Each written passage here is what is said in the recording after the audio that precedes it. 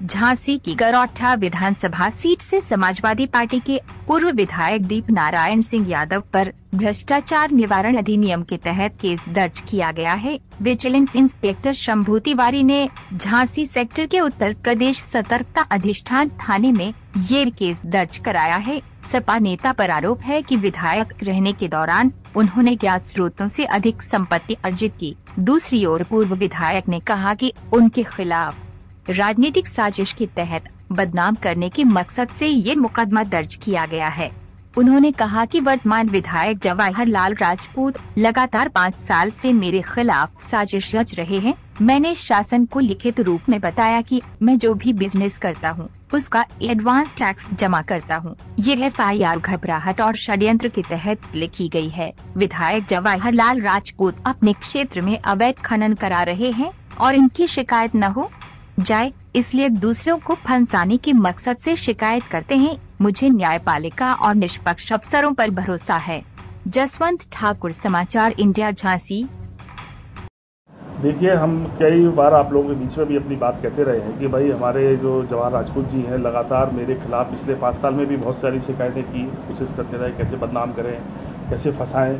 ये चुनाव के पहले दरखास्त दी इन्होंने और इनकी पूरी कोशिश थी कि चुनाव के पहले इनके खिलाफ कुछ जांच करा के FIR लिखा दे। देखो 2021 की जांच है ये, कि 22 के चुनाव के पहले ये FIR लिखाना चाहते थे। मैंने शासन से मांग की थी कि मेरी जांच जो है, जो भी कोई विभाग कर रहा है कर सकता है, करे जांच, निष्पक्ष जांच हो, लेकिन उसकी जांच कम से कम जिले से बाहर किसी मंडल में हो जाए, जिससे कम से कम अधिकारी इनके दबाव में ना रहे। लेकिन शायद उस पर हमें न्याय नहीं मिल सका। लेकिन फिर भी मैं कह सकता हूँ कि जो FIR लिखाई गई है वो दबाव में है और षड्यंत्र का हिस्सा है, कहीं ना कहीं राजनीतिक साजिश का हिस्सा दिख रही है। आप फिगरों को देखें, 14 करोड़ की आमदनी और बाद में दिखाते हैं कि 37 करोड़ अधिक खर्च, 14 करोड़ की आमदनी 23 करोड़ रुपये ज़्यादा खर्च किए हैं। 37 करोड़ को 37 अरब लिख दिए आप पॉइंट में, तो लग रहा है ना कि घबरा के लिख रहे हैं आप। कम से कम कागज़ तो देख लो आप। कोई भी आप इनकम टैक्स डिपार्टमेंट में जो भी अपना लेखा जोखा देता है, मैं 25 साल से इनकम टैक्स रिटर्न दे रहा हूँ। मैंने 10 साल MLA रह लिया, 2 चुनाव और भी 4 चुनाव मैंने लड़े। हर चुनाव में मेरा लेखा जोखा सरकार के पास है।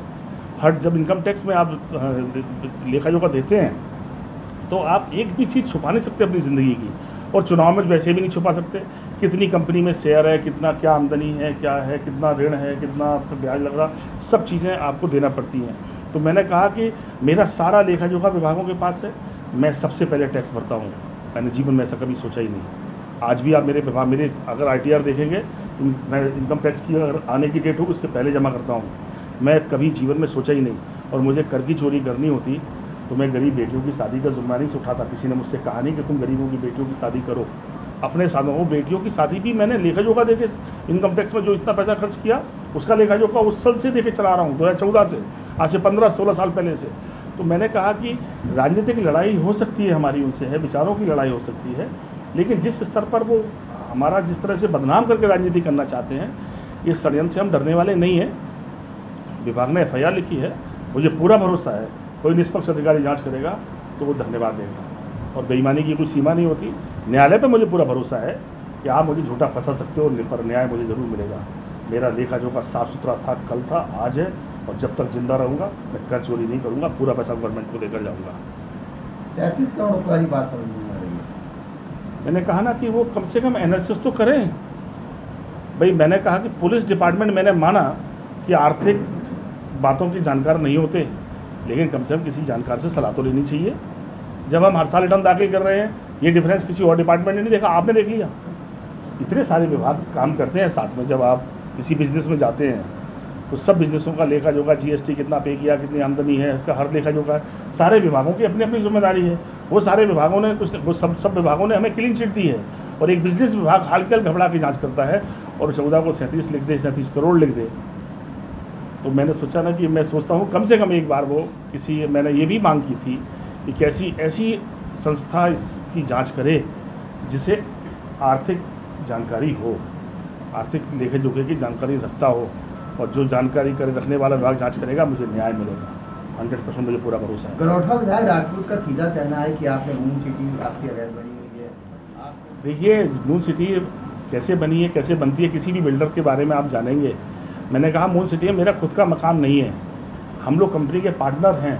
हमने कोशिश करते हैं कि बेहतर मकान बना के दें। झांसी छोटा शहर है, अगर आप कोई मकान किसी को देते हैं तो खरीदने वाला भी एनालिसिस करता है कितनी कीमत होनी चाहिए। 2-4-10% मुनाफा कमाते हैं लोग। आज बिल्डरों की स्थिति बड़ी ख़राब है। मैंने कहा किसी पे काम करने वाले का आरोप तो लगा सकते हो, लेकिन कभी उस काम की गहराई तक तो जाओ। वो भी तो विभाग देख रहा होगा, कहाँ से क्या खरीद रहे हैं, कहाँ से क्या बेच रहे हैं, क्या हो रहा है, सब कुछ दिखता है सामने। मैंने कहा उसकी भी जांच करा चुके हैं ये सब जगह से हारे थे, तब इन्होंने बदनाम करने के लिए षड्यंत्र किया। विभाग 37 करोड़ को 37 अरब लिख रहा है, ये और बड़ी आश्चर्य की बात है।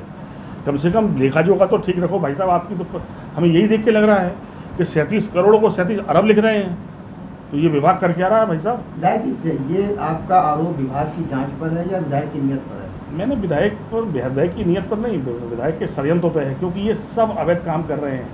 ये चेहरा भोला बनाते हैं, पर सबसे ज़्यादा शिकायत करने वाले विधायकों में है इनका नाम।